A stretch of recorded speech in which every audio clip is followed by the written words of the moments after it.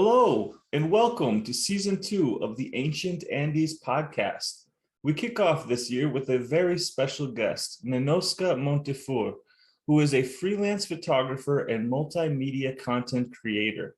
She has extensive firsthand experience hiking the mountains and exploring the ancient archaeological complexes of her ancestors. In this episode, we sit down and talk about the pre-Inca Quyllurit'i rope bridge that is still in use today, and we also discuss the Quyllurit'i pilgrimage that takes place annually above 17,000 feet. If you're enjoying these podcasts, please subscribe wherever you listen. I appreciate your time and support. Now sit back and enjoy this episode.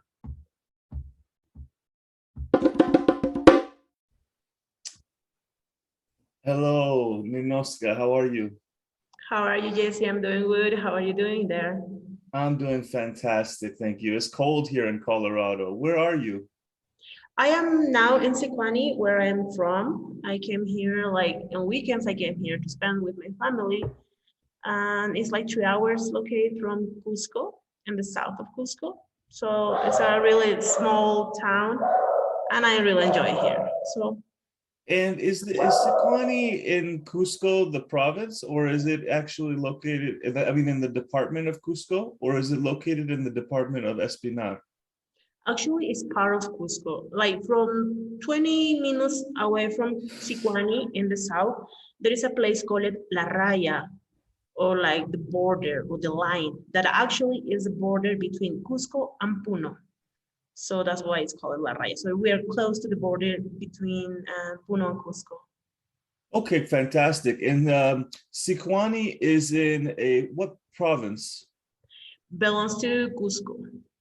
Okay, great. Provincia de Canchis. Canchis, okay, very good. And the district is Sicuani district. Yeah, the capital of the province of Canchis is Sicuani. Oh, I need to know my history better about this, Ninoska. I don't know.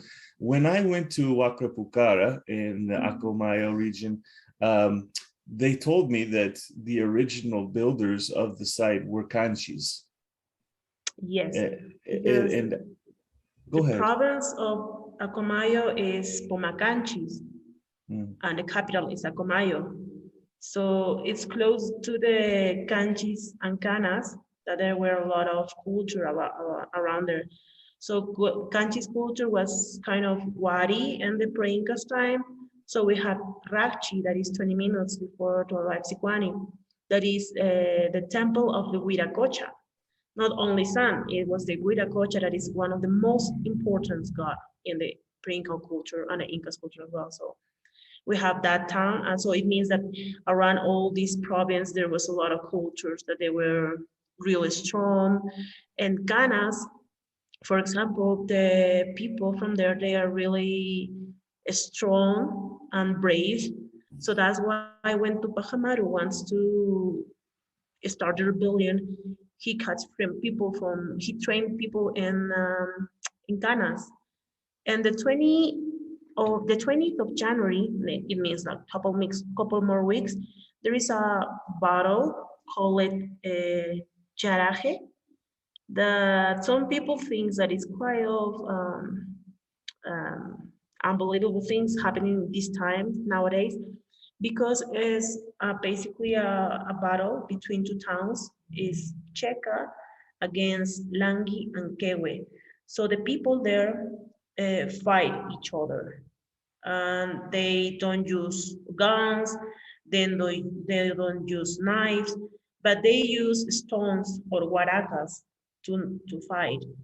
And sometimes they could die, but the people knows that. So yes, people from Canas and Canchis, they are really strong and brave. I need to do some weightlifting before I go to this area, so I don't have any problems, right? Absolutely. No, I'm a peaceful guy. I'm a writer, not a fighter, you know? All right, Ninoska, that's amazing. Thank you for sharing that information with us. I want to talk about Quyllurit'i. Quyllurit'i is the last remaining Inca rope bridge that they have a ceremony once each year to recreate it. Can you tell us a little bit about this? Right. So Quezhuachaca is a bridge that was connecting the province Canas and Chumbivilcas. Actually, the bridge unit it's to connect, and the river that passed through is the Apurimac River, and it's the Apurimac Canyon. It's a really beautiful place. It's located like an hour from Yanauca. Yanauca is the capital of Canas, and Yanauca is located like 2.5 hours from Cusco. So it will be like 3.5 or 4 hours from Cusco to Quezhuachaca. How So far from Sicuani? From Sicuani is like 30, like 2 hours. Okay. Maybe less, yeah. Okay, sorry to interrupt you. Please continue. It's okay. So the celebration is the principal day is the Sunday, the third Sunday of June. So, but the people start to wave and cut all the material that they uses. They did it since, I think it's Wednesday. So Wednesday, Thursday, Friday, and Saturday, the people, all the families has to do it. So they know, they do like 43 brazadas. So they don't use like meters, they don't use like inch, they don't use like that. They use like the brazos. So it means from the top of the fingers to the shoulder. So that's the medida that they use. So they have to do it like 43 of those. Wow, So, incredible. yes. So women and men goes to cut all the paja brava. I don't say how that in English, but it's like the, you know, the pieces of the rope or the cord? Yeah, the cord. No, but they use the material paja brava, like a spine. It's not a spine, like an. Do you know the material paja? Ooh, I don't know how to say it in English. Let me find it. It's okay, no problem. Take your time. I should know this. Okay. My Spanish is weak, Ninoska. Your English is far superior to my Spanish. It's okay. I don't know how to say paja, but it's the material that they uses. So it grows in the mountains. It's like at that time in June, it's kind of dry. It's yellow. It's like, I don't know, like 20, 30 centimeters. So they cut it and they started to wave it. So the women to weave, they use water. They put a little bit of water on that.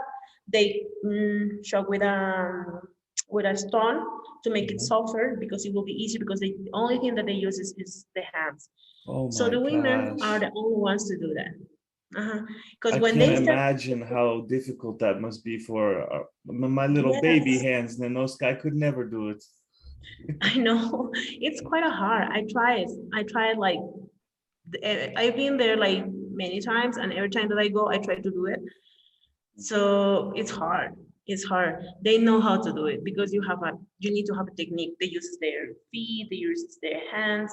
So anytime they just weep, they just weep. So they have that 43 brazadas, and men start to wave it bigger and bigger and bigger. So the whole community participate on that. So even kids, even old people, all of the people are renewed in that time to create the bridge. And the only ones that they can go and start to build the waiver bigger are males. Because once I wanted to go and take pictures there. And they said, no, women are not allowed to come here because it's like a big ceremony. And I was like wondering, why is that? Is that a part of machismo or what is that? So I feel like, what is going on? But I respect that because it's not my culture. I mean, it's my culture, but I'm not like part directly of that. So then I start to ask. One answer that I have that I really like it was because they did this because the Pachamama. And Pachamama is known as a female energy. As a female energy, they said women has the same energy as the Pachamama because they are creators of life. So as a woman, I am strong energy there. And because they are doing that for the Pachamama, just men are allowed to go there because men are like no lower, but they are allowed to celebrate that. If I will go there, it will be like a strong energy for the Pachamama. So just men in this situation. So I really enjoy that because it's not machismo, but it feels about the energy of life producer. I don't know how to say. So We're that was weak. We're really, weak men, you know, and we can't well, maybe, we can't handle your power sometimes, Ninoska. maybe.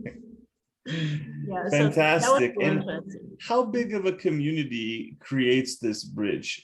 Do you have to be invited by the community to witness Uh, it?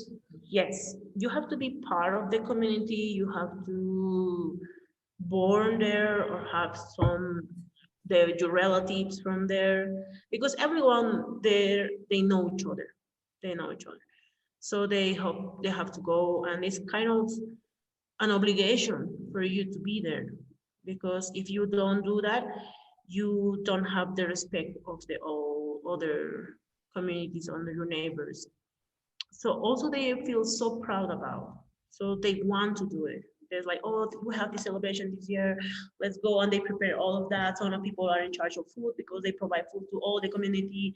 The other ones they produce chicha. So all about is to share and make this celebration really nice for this kind of festivity. Ninoska, do you have any idea how old that bridge might be? Like, do you know when the original construction may have taken place, roughly? People says that it's pre-Inca because Incas they didn't arrive at the time of if they didn't use that much, but it was a pre-Incas one. As I told you, there's like this Huiracocha thing that is like two let me think, it's like 1,000 like 1,200 centuries maybe 1,300 centuries. Yeah, it's like Okay. between that time. So it's like I don't know 100 years maybe. It's a Maybe more. long time. It's a It's long a long time. time. Yeah. I think it's And it so still cool is that alive. that's what Every I think year is they so do it. cool that Every year they that do it. tradition continues and it's still alive in the community. And like you say, it's an obligation. Yeah. It's incredible, and I think that that's so important to maintain that cultural heritage. Yes, fascinating. And Ninoska, tell us, It is. how many times have you been to the Keswichaka Bridge? The first time that I was there, I think I was like 10 years old. And I checked it and at the time I was like, wow, that's really incredible. That's amazing. It was like really, really interesting. Then after I went back in 2017, then 2018, 2019. Last year I couldn't go, but 2021 I went there.